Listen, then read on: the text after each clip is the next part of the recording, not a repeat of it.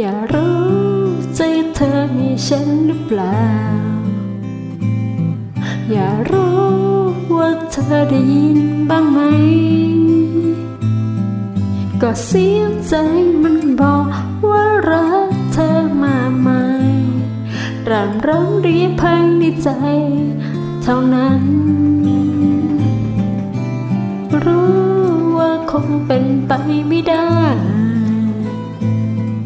ก็ไม่ต้องการให้เธอเสียใจแค่คนเดียวไม่มีค่าเท่าไรกลัวฉันไปทำลายหัวใจเธอฉันมันคนไม่มีสิ่งถ้าคิดรักเธอจะผิดไหมขอช่วยทำให้ฉันมั่นใจว่าเธอคือคนนั้นที่ฉันรอไม่รู้ต้องทนอีกนานเท่าไหร่ไม่รู้ต้องรออีกนานแค่ไหนไม่รู้เลยจริงๆว่าควรทำเช่นไร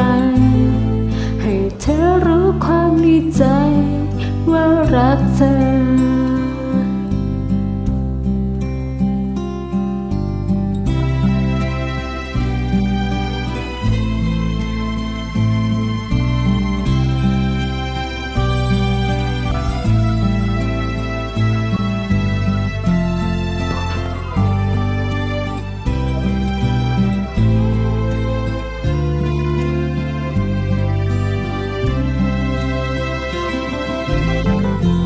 ฉันมันคนไม่มี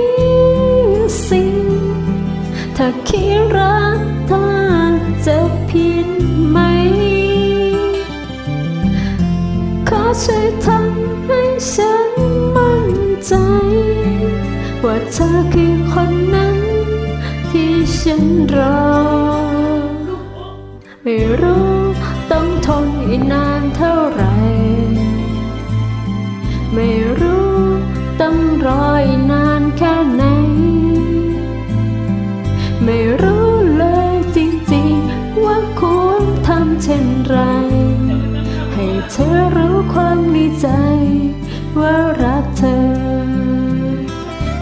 รู้เลยจริงๆว่าควรทำเช่นไร